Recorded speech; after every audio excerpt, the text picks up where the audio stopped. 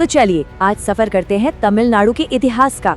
एक ऐसी धरती जिसकी कहानियां पता है उसकी मंदिरों की तरह ही पुरानी और शानदार हैं।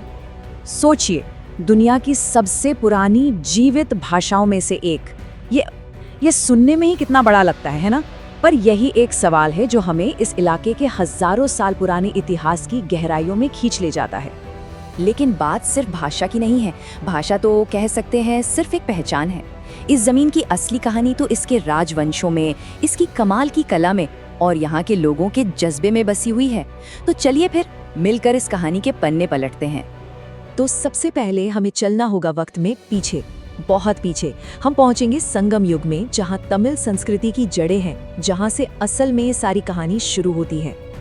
संगम युग ये वो जमाना था जब कवियों और विद्वानों की महफिलें जमती थीं, जिन्हें संगम कहते थे, और इन्हीं महफिलों में थिरुकुरल जैसे शानदार ग्रंथ लिखे गए। सोचिए, एक ऐसी किताब जो आज भी हमें जिंदगी के बारे में कितनी गहरी बातें सिखाती है। और उस वक्त इस जमीन पर 3 बड़ी ताकतों का राज था, चोल, पांड्या और चेर। हर किसी की अपनी एक जबरदस्त राजधानी थी जो सिर्फ सत्ता का नहीं बल्कि संस्कृति और व्यापार का भी एक बड़ा सेंटर थी। संगम युग के बाद कहानी और भी दिलचस्प हो जाती है। अब हम पहुंचते हैं पल्लवों और चोलों के दौर में।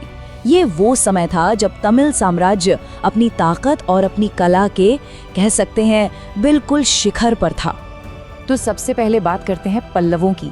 इन्होंने कांचीपुरम को अपनी राजधानी बनाया। और कांचीपुरम सिर्फ एक पॉलिटिकल सेंटर नहीं था, नहीं, वो तो कला, पढ़ाई लिखाई और अध्यात्म का एक ऐसा जीता जागता सेंटर बन गया था कि पूरे भारत से बड़े बड़े विद्वान वहाँ खींचे चले आते थे। और पल्लवों की कला का सबसे बेहतरीन नमूना देखना हो तो वो है महाबलीपुरम। ये जो आप देख रहे हैं, एक ही चट्टान को काट कर बनाए गए मंदिर और मूर्तियां, कमाल है। ये पल्लवों की कलाकारी और खास तौर पर शासक नरसिम्हवर्मन प्रथम की सोच का एक जिंदा सबूत है। अच्छा, पल्लवों के बाद आते हैं शक्तिशाली चोल। राजराजा चोल प्रथम और राजेंद्र चोल प्रथम जैसे महान शासकों के दौर में तमिल शक्ति का सिर्फ विस्तार ही नहीं हुआ, बल्कि उन्होंने एक ऐसा बेहतरीन एडमिनिस्ट्रेटिव सिस्टम बनाया और एक ऐसी सांस्कृतिक विरासत छोड़ी जो आज भी जिंदा है। और देखिए, चोलों का दबदबा सिर्फ जमीन तक नहीं था, उनका असर तमिलनाडु से निकलकर समंदर पार श्रीलंका और यहाँ तक कि साउथ ईस्ट एशिया तक फैला हुआ था। ये दिखाता है कि उनकी नेवी, उनकी समुद्री ताकत कितनी जबरदस्त थी। और इसी ताकत, दौलत और भक्ति का सबसे बड़ा, सबसे शानदार प्रतीक है तंजावुर का बृहदीश्वर मंदिर। सच कहूँ तो ये चोल आर्किटेक्चर का एक ऐसा शाकार है जो आज भी देखने वालों को हैरान कर देता है। लेकिन हर साम्राज्य का वक्त होता है। चोलों के बाद तमिलनाडु के इतिहास ने एक बहुत बड़ा मोड़ लिया। ये एक ऐसा दौर था जब नई नई ताकतें मैदान में उतरी और इस इलाके का मुकद्दर फिर से लिखा जाने लगा। तो हुआ ये कि सत्ता का खेल थोड़ा उलझ गया। पहले उत्तर से दिल्ली सल्तनत के हमले हुए। इससे जो हालात बने उसमें विशाल विजयनगर साम्राज्य का उदय हुआ।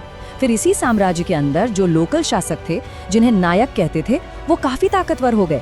लेकिन दिलचस्प बात यह है कि इतने बाहरी असर के बाद भी इस इलाके ने अपनी अलग पहचान कभी नहीं खोई। अब कहानी पहुंचती है 17वीं सदी में। एक बिल्कुल नया चैप्टर शुरू होता है जब यूरोप की ताकतें भारत के तटों पर दस्तक देती हैं और उनके आने से तमिलनाडु के इतिहास की दिशा हमेशा के लिए बदल गई।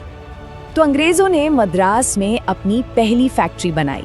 लेकिन ये सिर्फ व्यापार की कहानी नहीं है। ये समझना बहुत जरूरी है कि 1806 का वेल्लोर विद्रोह ये उन शुरुआती आवाजों में से एक था जिसने आगे चलकर भारत की आजादी के संघर्ष की नींव रखी। फिर भारत आजाद हुआ। इसके बाद मद्रास राज्य ने अपनी पहचान को फिर से तलाशने का एक सफर शुरू किया। एक ऐसी पहचान जो उसकी हजारों साल पुरानी भाषा और संस्कृति की गहरी जड़ों से जुड़ी हुई थी। 1969 ये साल बहुत बहुत अहम है। इस एक साल ने इस राज्य की पहचान को एक बिल्कुल नया मतलब दे दिया। जी हाँ, इसी साल 1969 में मद्रास राज्य का नाम आधिकारिक तौर पर बदलकर तमिलनाडु रख दिया गया। ये सिर्फ एक नाम बदलना नहीं था, ये एक ऐसा फैसला था जो इस इलाके की गहरी सांस्कृतिक विरासत और यहाँ के लोगों की भावनाओं को दिखाता था। तमिलनाडु, इसका मतलब है तमिलों की भूमि। ये नाम अपने आप में एक बहुत ताकतवर ऐलान था। ये इस इलाके की खास द्राविड़ पहचान और अपनी भाषा पर गर्व का प्रतीक था। और इस बड़े बदलाव के पीछे एक बहुत बड़ा हाथ था द्रविड़ आंदोलन का। पेरियार और अन्नादुराई जैसे बड़े नेताओं की अगुवाई में इस आंदोलन ने सोशल रिफॉर्म, तर्क और भाषा पर गर्व को बढ़ावा दिया और राज्य की पूरी राजनीति को हमेशा के लिए बदल कर रख दिया। तो इस तरह हजारों सालों के इतिहास की इन परतों को पार करते हुए हम पहुंचते हैं आज के तमिलनाडु में, एक ऐसी जमीन जहां आज भी उसका अतीत जिंदा है, सांस लेता है। आज भी तमिलनाडु की विरासत उसके शानदार मंदिरों में, उसकी प्राचीन तमिल भाषा में, उसके खूबसूरत भरतनाट्यम डांस में और उसके दिल को छू लेने वाले संगीत में जिंदा है। ये सब इस बात का सबूत है कि हजारों सालों से चली आ रही संस्कृति की वो कड़ी आज भी टूटी नहीं है। तो एक नज़र में देखें तो ये टेबल तमिलनाडु के इस पूरे शानदार और उलझे हुए ऐतिहासिक सफर का एक निचोड़ है। ये दिखाती है कि यहाँ का जज्बा और संस्कृति कितनी मजबूत रही है।